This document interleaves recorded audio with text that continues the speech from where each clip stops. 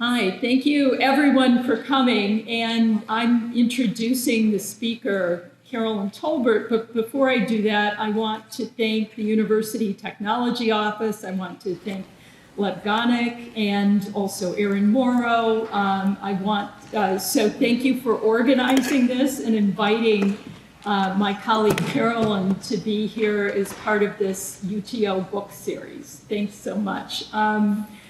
And so I've prepared just a few words to introduce Carolyn and maybe just to frame a little bit the larger body of work that you're going to be hearing part of today. I should say who I am. I forgot to mention that.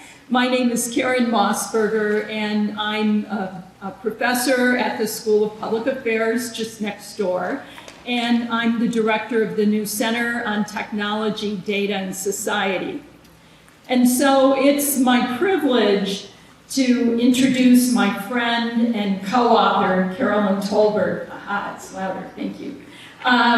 Just as it's been my privilege to work with her for about 20 years now, since our time at Kent State University when we wrote our first book, Virtual Inequality Beyond the Digital Divide.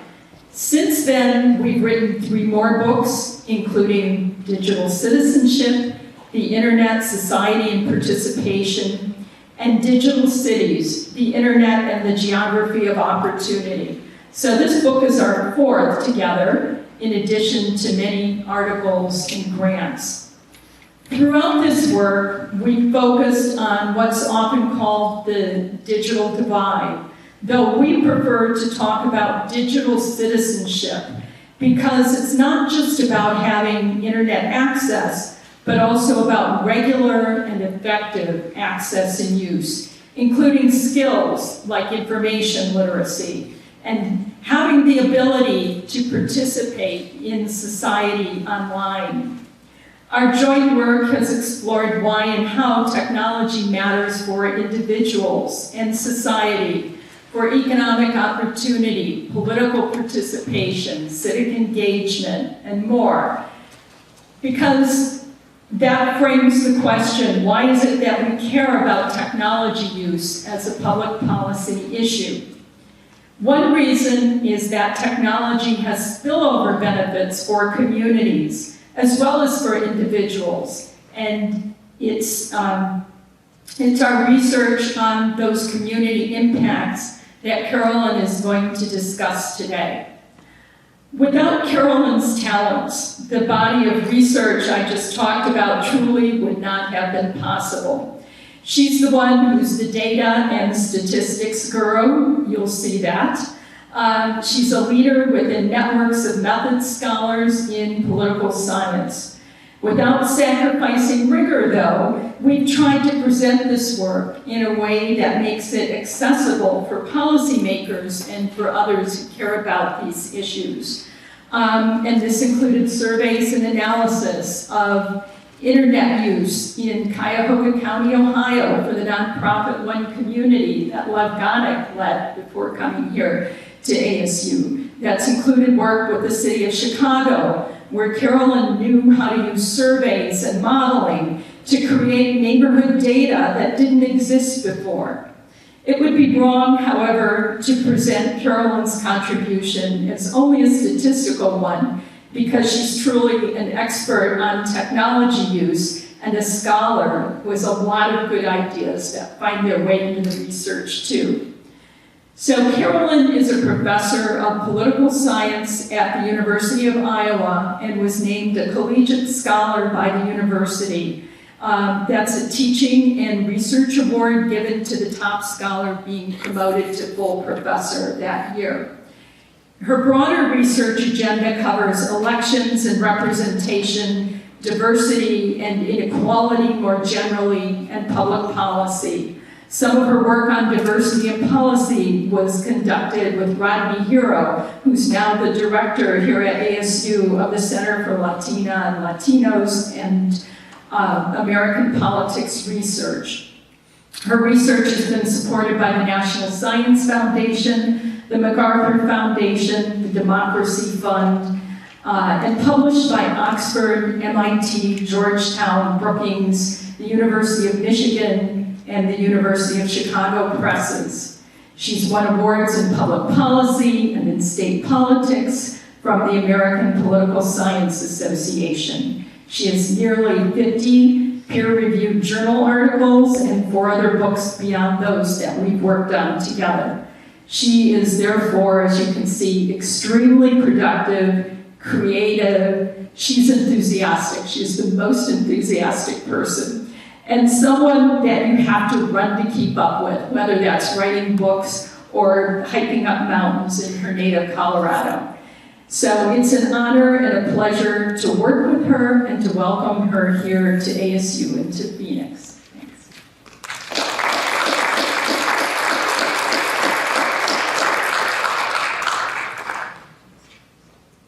That was a really warm introduction, more than I deserve, for sure. Let me just see, does the clicker work? This right button. And I actually have a really loud voice. I usually don't use the speaker. Do you want to hear me? No. I need the speaker. Okay, echo. Okay, I come to you from Iowa.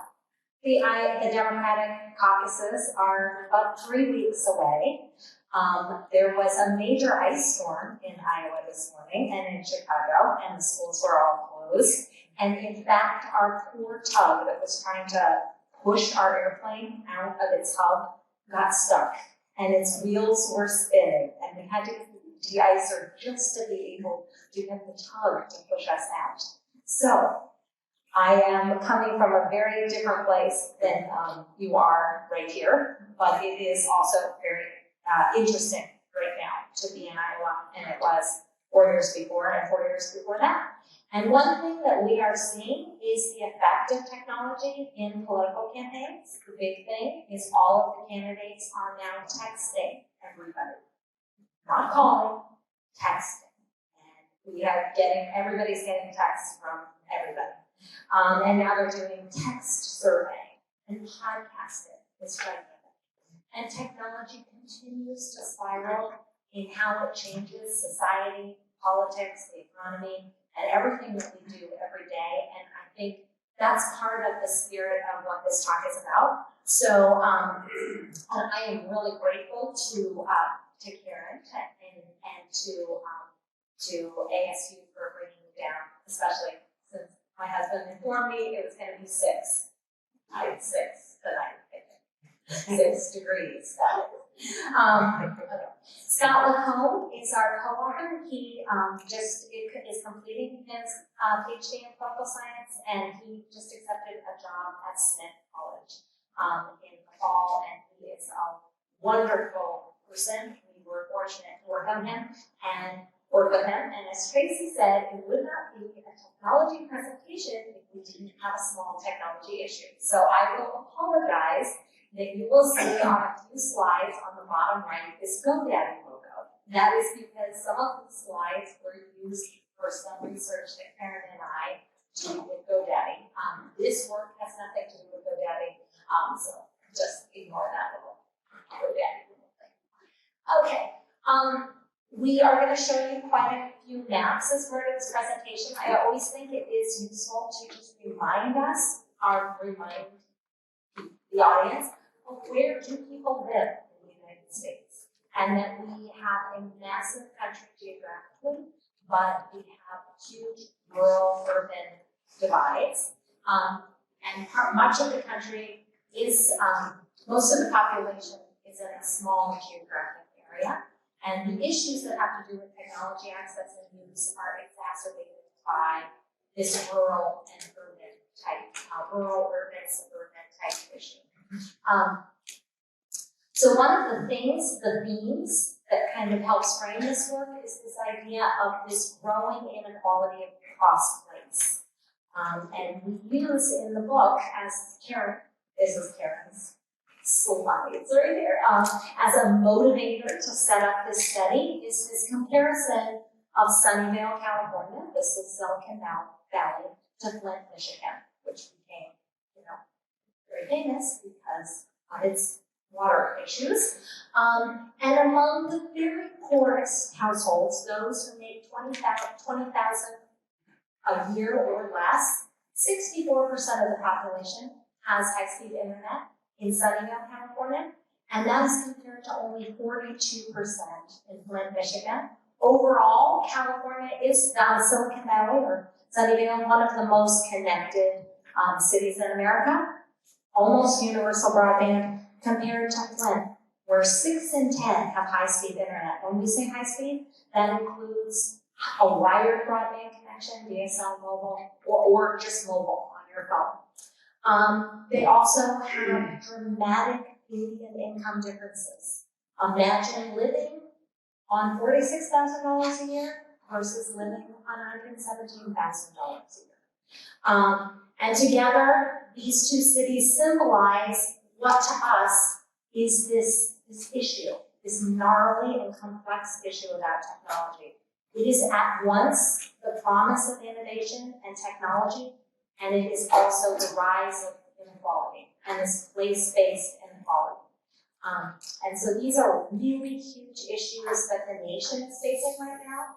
And for us, we'd like to see more of the nation moving from the Flint camp in connectivity towards the Silicon Valley camp. On the policy agenda, and I'm just going to show you, is this theme, the Distressed Communities Index, which compares the tech hubs and the superstar cities, and the two Americas, and the rich get richer. And I can show you, here's some William, Florida, the superstar cities, the boom and bust economic fortunes, winner-take-all urbanism, great reshuffling, great divergence between those places where median income is rapidly growing, where wealth is rapidly growing, to places who are losing population, losing jobs, losing business establishment. I come from Colorado, and Colorado happened. I grew up there just as a normal middle-class American. And now when I fly to Denver International Airport, I look around and I'm like, this is a tech hub state. That's what you're shaking your head. You know what it was like. It's not like that. These people it has really changed. It came out in the reshuffling on the top or near the top. But many other places in the reshuffling have seen their economic fortunes decline. So there is this place-based inequality. There's also a significant change in upward economic mobility. In the 1940s, 90% of children made more than their parents. Today, only 50% of children, half of children born in 1980 will make more than their parents. This idea of the American dream and economic fortunes is changing. And it's increasingly sorted by place, and this is Moretti and others who argue that where you live really makes a difference. And one of the things I just read, interestingly, is that the student loan crisis, where young people carry so much debt, causes them to move to these very expensive tech hub places because the jobs are so much higher paying, and they can pay off their debts. So here is something that we don't think could be connected to this geographic sorting by place, which it is. And basically this idea that not every city can become a tech hub. And smart cities aren't going to solve all our problems. But if we can increase technology use and skills of the population, can we see more economic small businesses, more opportunity? Can we make a choice about whether we want to be a boom and bust type of a country, an economic prosperity and an economic distress, or can we are there choices for us? This is from Pew, 218, and I just show you that about a third of Americans say they don't have enough money and they don't expect to have enough money in the future. I don't know if you see a chart like that often, but sometimes it's kind of useful to just look at that data. And of course, in rural America, those numbers are much higher. than in urban America, because those jobs are much harder to come by, and there are places that are losing population. So prior studies, and by the way, I should just tell you, what we do is prior research on broadband has measured broadband infrastructure. A lot of the prior research measured where the wires are buried and whether that makes a difference for economic outcomes. And what we're doing here is measuring something quite different. We're actually measuring the percentage of the population that has high-speed internet use, and so we're really measuring something different.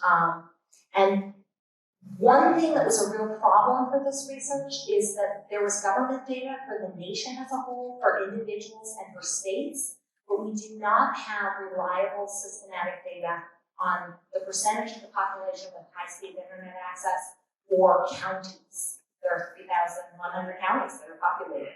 For all the metros, there's 920 metros. For census tracts, zip codes, and neighborhoods within cities. So we're interested in broadband subscriptions, and we're interested in that as a measure of inclusive technology adoption. And really, the way to think about this is like literacy. So if we were sitting here in, would it have been 1820, the big debate about literacy? Was that Thomas Jefferson? Was that when they were really trying to push for universal literacy? By the 1900s, that was pretty late, right? The progressive era. When was the big movement to have public schools? That K through 12 children to go to public schools. And that you should be literate. Okay, think about it. We're a cousin of that. Because we are interested in this idea of should everyone have technology access and the skills to use it. What would happen if we had that? Okay. So the way social scientists traditionally measure these places that are doing well and doing poorly have nothing to do with technology. It's not in it. You can look up here in the first paragraph. They measure socioeconomic status by household median income, percentage of the population with a college degree, unemployment rates, job growth, change in business establishments, housing vacancies. That's what it looks like. And we are asking if something's missing. And one of the things that has happened by studying this topic for 20 years is that I can tell you where the economy is booming just by looking at my broadband map. It's like a really powerful prism. It's one variable, and it's really powerful. So I have a little metaphor. I was trying to think about this. How do you measure how powerful broadband is alone? So Flint, Michigan has a lot of vacant properties, but it also has much lower percentage of the population that's connected. And so what I'm going to show you today is some empirical data on whether the economic fortunes of communities are tied to how connected the people are. Not whether they have a college degree, not housing vacancies, not median income, but technology. Okay. And we argue that in some ways it could be that measuring broadband, just like how Thomas Jefferson wanted universal literacy, that measuring broadband connectivity for communities might be the 21st century metric that we need to get around. So it's not what's typically measured. I was telling you, we're outside of the debate. This is not what economists are debating. It's not what they're debating in Washington, D.C. or in state capitals, although the 2020 Democratic candidates have mentioned broadband more than I had ever heard. It's unprecedented. And Amy Klobuchar is specifically talking about broadband a lot. She's the senator from Minnesota. The digital revolution, Karen and I were just talking about this. There's a wonderful video online or infographic about it being 30 years old. And it's obviously fundamentally changed the economy, how we work, how we play, society and politics. I have teenagers, so cell phones to me are the new cocaine. You have to literally demand them to be turned off and put down. Otherwise, they'll sleep with them. They won't even eat. So it's the new cocaine. And so while there is a wealth of data, you care about technology use for individuals. But measuring technology use for places is a lot harder because you have to have enough data for small geographic areas. This is the map from Pew. That's from just 2000 to 2018. That's broadband. So that's 18 years. That would be like us living through the invention of the printing press. Martin Luther, the 99 Theses. That's the time that we've just been through. Except now we're in 2020. But still, it's really only 2 decades old. But most of the data is about the individuals, the percentage of the population. So here's some data, and it went from 5% to 83%, and that's if you measure broadband both by a smartphone or home broadband. 37% of Americans, though, now are basically smartphone dependent. They do not have a high-speed internet connection at home. So you have a huge growth of mobile only.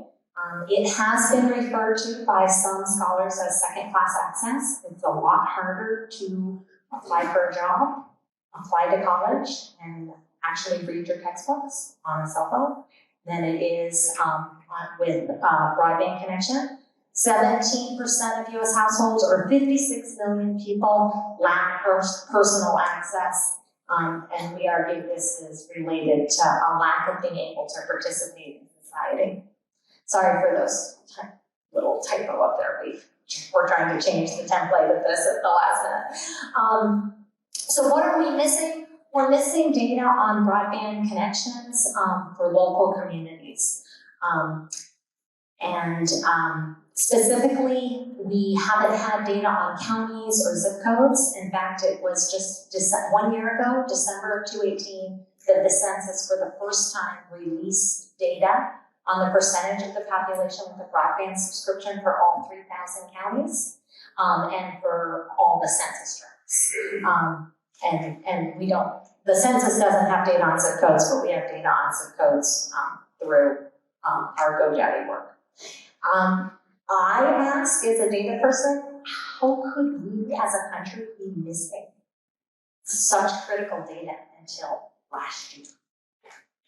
Well, I guess a year ago December. That's 1 year ago. But that's critical data if we care about growing local economies. And actually, if we just care about growing the U.S. economy, because the U.S. economy is made up of local economies. Okay. So, but this is how they define broadband here, is having cable, fiber, optic, DSL, mobile cell, or satellite. And this just gives you an example of the problem that we faced. And you can see that here in December of 2018, it was the 2017 5-year American Community Survey. We finally got data for all 3,100 counties. That's the bottom row of this table. In 2013, the American Community Survey started asking, we got data on the percentage of the population with broadband, but only for the 800 most populous counties. They are in orange. Every place in gray on that map had no data until last year. What we have done in this project is basically create the data. And that's the top row. Do you see that top row, 2000 to 2012? And for counties, we use some advanced statistical modeling to try to make that data. So what you're going to see is time series data that we have basically recreated from individual survey data, merged with aggregate data. We use multi-level modeling, and it's like recovering stuff that doesn't exist, basically, is what we did. Okay? our data. That's a slide that has too many words on it, so we're not gonna even talk all about that slide. But you can see at the bottom here that we're using statistical modeling to do that. What's different about our data? Our data is specifically longitudinal data, and I'm going to show you. It's time series data. It goes from 2000 to 2017. It's covering most of 2 decades.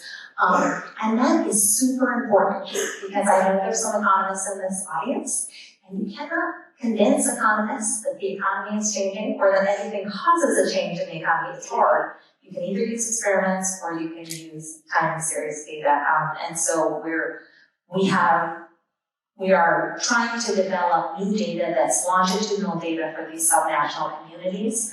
And that's important because then change in broadband can precede change in economic outcomes. Oops, that was part of our cut and paste. We lost our title. What do you think it says? Can you hear me? What do you think that might say? Well, I know what that was going to try to say. That was my argument about this prism. Could this simple measure of broadband subscriptions, the percentage of the population that has high-speed internet access, could that help us predict things that we haven't been able to see before? Now, my father is 99 today, and he was born in Idaho, Twin Falls, Idaho, in 1921. And he sadly had a heart attack, but he made it. This was just a couple of days ago. And my mother said, well, the doctor said there's high enzymes in his blood test. So, of course, she didn't tell me if he had a heart attack, she just said enzymes. So I Google heart failure enzyme. And what does it come up with? It says, the most common test the doctors use to determine if you've had a heart attack is this enzyme test where they look for this enzyme called tryptophan? Something like that. Anyway, it's just a little enzyme. They can tell it really quickly, and it's like they have a window. You had a heart attack. Similarly, if you want to know how old a tree is, you look at the rings. And if you want to know whether it was a drought or whether it was very warm and good climate, you'll see that the rings are spaced differently, right? So that's the way we can date a tree and the way we can see what kind of an environment the tree had. We think that broadband connectivity might be able to do something like this for local economic conditions. If that's the case, it could be really powerful for a lot of people, for a lot of projects, for people who are on the red side of the aisle and the blue side of the aisle, for people who are in urban, rural, and suburban communities, for a lot of different people. So anyway, that's what that slide is trying to tell us. Here is some of the data. This is just from the most recent American Community Survey, and by the way, the census just released. Actually, you can't get census tract data anymore. You can't see the brand new 218 by census tracts. I don't think you can see counties yet either. We're going to get it soon. We're going to be able to update this. But this is just the percentage of the population with a high-speed internet connection by county on the left and by census tract on the right. You see a lot of variation right away. You also see a more connected West and a more connected the coast and a more connected upper Midwest. You can see Texas and where Dallas and Houston and San Antonio. You can see things about America just in that simple little picture. Think of it like the enzyme test for the heart attack. And then, of course, more fine-grained detail when you get down to the census tracts on the right. I'm going to show you some time series maps that are going to look at the different layers.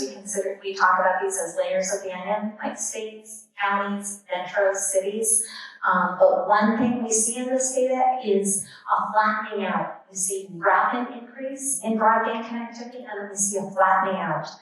Broadband is expensive. It's much more expensive in this country than in many other countries around the world. we don't have universal access, and it's expensive. I mean, I use Verizon on my phone. I have 5 people in my household. I wouldn't want to tell you what my bill is. It's a lot per month. I don't know what kind of broadband, what you spend for your phones, but my phone is expensive for a family of 5. And we don't accept the data caps, so that also might make this worse. And number 2, there are much bigger gaps for these local areas across different groups and than you see in the national data. State data, national data masks the how big the gaps are. So this is just the percentage of the population with broadband by states, and you can see it's leveled off there at about 80%. And that box right there is the middle 50%, those are quartiles, and the line inside the box is the median, and then those dots are outliers. So you can see this pattern, and then something stopped. It didn't continue to expand. This is the change in broadband subscriptions across the states. Iowa, I should tell you, is a little bit strange because they were one of the very, very early states that passed a law to require that all schools and government buildings be wired high speed. So its change doesn't look as big because it was so early. And by the way, today, you would think that Des Moines, Iowa is in the top 10 metros for the economic prosperity, right? You can see this because they had political leaders that had a lot of foresight in investing in this kind of connectivity. This is across the US metros. You see higher connectivity rates in urban areas, so we see less of a gap, but you see the same leveling off pattern, right at about 80% of the population. This is counties, and this is showing you the percentage of the population that has high-speed internet access if you make 20,000 or less, if you make between 20 and 75,000, and if you make more than 75,000.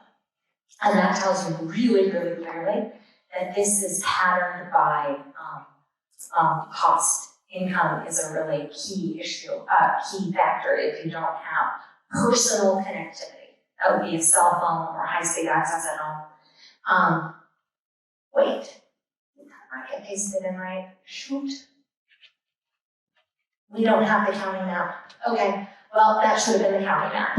Anyway, the county map looks very similar to the metro map, except it has bigger gaps because counties, we have rural counties and we have much more disadvantaged counties. I'm sorry about that. I will get that fixed.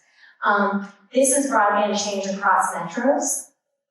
Very interesting because you can see places like Minneapolis and that have very, very rapid growth. DC, you can see the coast. This is from Brookings, and this is across neighborhoods. So this is across census tracts. And this is just showing you, again, how much connectivity, even at the local level of the neighborhood, is patterned by how much money you make. So think about this. It's not what tennis shoes you buy. It's your phone. And what your phone can do right now. And you want the best phone. And then you want the best apps. And then you want the best social media presence. And you want a lot of other things that may go on it. So, part of this, though, is not about entertainment. It's not about games. It's actually about what we call digital human capital. And our argument for broadband connectivity, the theoretical argument, the reason behind it, is because it affords people the ability to participate in a digital society, to develop skills, to be information producers, to be able to gain capital from internet use. And what we have done, Karen and I working with GoDaddy Corporation, is we have been analyzing all of their websites and just what a large number provide income to their owners. Isn't it over 50%? of the US websites are providing income. So communities depend on connected residents, businesses, and organizations that have the capacity to use the technology. Human capital, labor markets that have highly skilled, digitally proficient workers are going to have higher paying jobs and maybe more resilient to the effects of AI. And there was some really good recent studies recently arguing that about a third of the US workforce is very vulnerable to having their jobs replaced by AI. This is Yang's whole campaign in 2020. Our previous work looked specifically at skills as well as access and use. So this is the argument for broadband connectivity, is that it affords people skills to participate. So not only is technology changing dramatically, but economic fortunes are changing, and we already kind of talked about that in the beginning. That was the winner-take-all economy, the great reshuffling. And in this project, we use many different economic outcome measures. We look at median income, change in median income, full-time employment. We use the Economic Innovation Group's measure of economic growth and prosperity. We use the Economic Innovation Group, Economic Distress Index, and the Brookings Institute for Metro. So we use a lot of different economic data, and we're specifically interested in changes over time. And I'm going to show you, we find controlling for lots of other factors using multivariate regression, two-stage causal models, and the best methods that we can use. We find a lot substantively large effects of broadband on economic outcomes for communities over time. And I'm going to just show you a little bit. This is the counties, and this is the whole sample of counties that we have data from 2007 to 2017. This is showing you that as broadband increased in the previous year, the predicted change in median income, how much it's changing. So, and controlling for all other factors. So, and that's a really big effect. If you could tell every county in America, get a blank percentage more of your population online, and median income will increase by this much, that's a lot.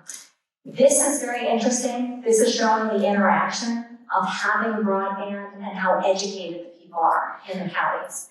And if you can see the one line, it's hard to see on this graph, but on the bottom right, it says the percentage of the population that has a college education. It's in quartiles. We take the percentage of the population that has broadband and we break the counties into 4 quartiles.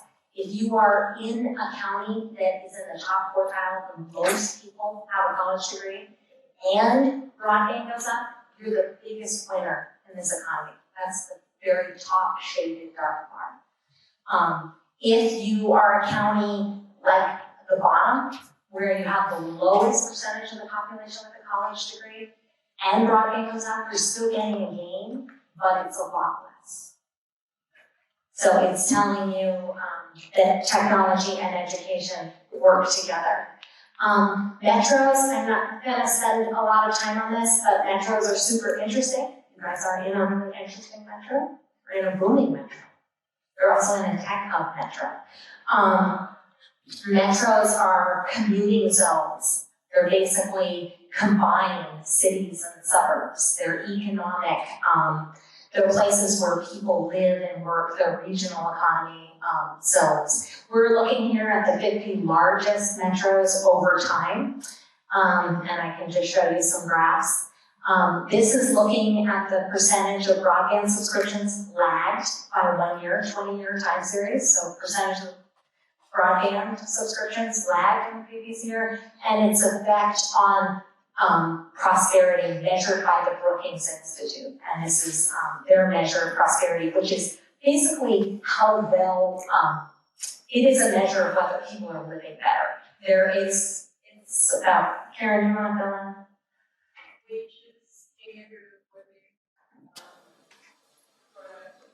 Yeah, not economic growth by firms. This is the difference between the stock market. Oh, the stock market's doing so well. But do you feel it? Do you feel the difference? This measure is measuring how well people live. And this is measuring change in growth, which is basically new businesses. This is more like stock market type growth. So broadband both can drive the economy in terms of economic growth, measured by the Brookings Institute Metro Monitor, and economic prosperity, and the differences are big. This is looking at the lagged broadband subscription and the percentage of the population full-time employed, and I should say there are dozens and dozens of control variables in these models. It's controlling for the percentage of the population that is of different demographic groups, educational groups. It's controlling for all of the NIAC codes, so the percentage of the population employed in administration, all sorts of things. So we have a ton of control variables to try to strip out every other cause of changes in the economy and try to hone in here on the effect of just broadband.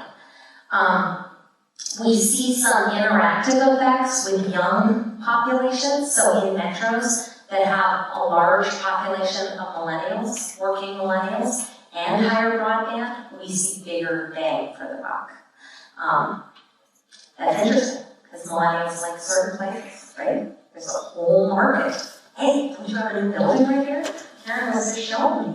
It has pets in it, and laundry. What, they do your laundry for you. This is a total millennial thing. So the cities, metros with more millennials, more broadband, we see bigger bang for economic prosperity.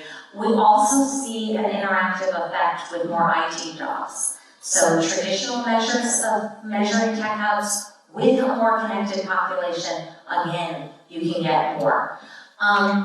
This is showing you that even when you go down inside of metros, and you compare across, these are tracks, right? Zip codes. So when you compare, sorry, we have so much data, I can't even remember now. When you compare across zip codes, you see inequality even within cities. On the left is the percentage of the population that has broadband of any type. That includes a regular wired connection or cell. And on the right is that 37% of the population that relies only on cell phone. Look at Seattle. They're like mirror images of one another, even though it is one of the most connected and wealthy cities in America. And here's San Jose, which is the same story. Even inside the most affluent and wealthy places. This is Memphis, Tennessee. A little bit different. South has a little bit different pattern.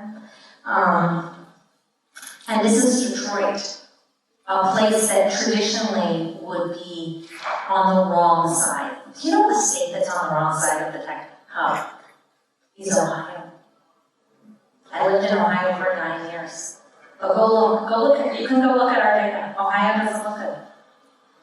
It doesn't, Columbus is a little bit, but it hasn't attracted the technology companies, the jobs, the educated population, the young populations that are driving this new economy.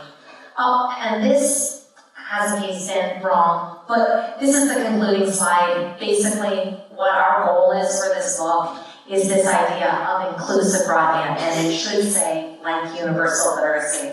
And this is the difference in broadband access for the wealthiest people and the poorest people by county. So the areas that are lighter have much less differences than the places that are dark. The places that are dark are where rich people are doing way better in connectivity than poor people. The places that are light, which includes a lot of the West, is where there are smaller differences between the two groups. And so it's a really interesting question. It's an interesting place. So that's where I am, but that graph I can't leave you with because it's too ugly.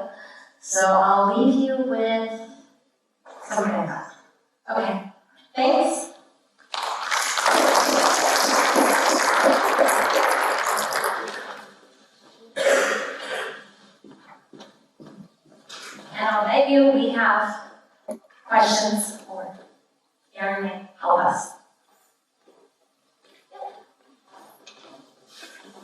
referring to two different kinds of broadband access, one fixed